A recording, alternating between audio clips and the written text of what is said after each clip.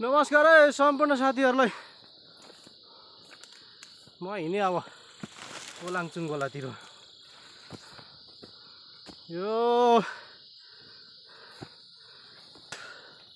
गाह्रो छ यो हिँडभागै हिँड्नु।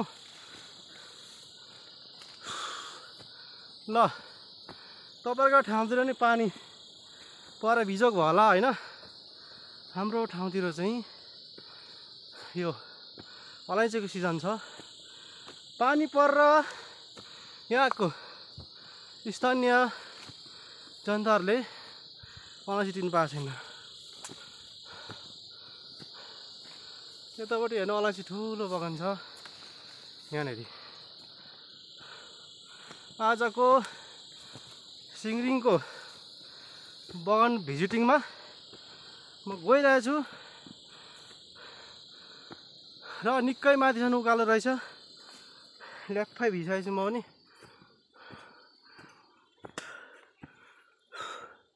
यो दाहिनेपट्टि सबै ठुलो बगान छ अनि हुस्से र कुहिरोले सबै बाटो जङ्गल सबै ढाकेछ।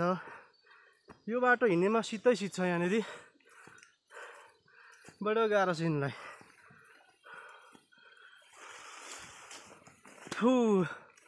ल बल्ल तेर्सो बाटो आयो।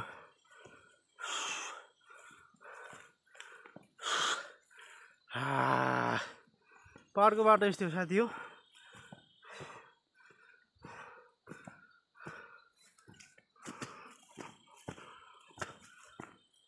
बाटो राम्रो छैन, धेरै चिप्लो छ। हाइट हाइट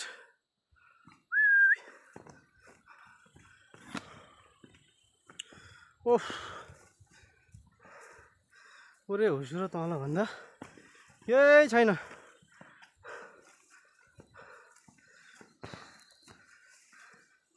अलैँची टिप्नुलाई बहुत असर पारेछ अहिलेको मौसमले। कोही ठाउँ पहिरो गएको छ। धान बालीको नालीको तराईतिर ठुलो आगजनी क्षति गराएछ अहिलेको वर्षाले।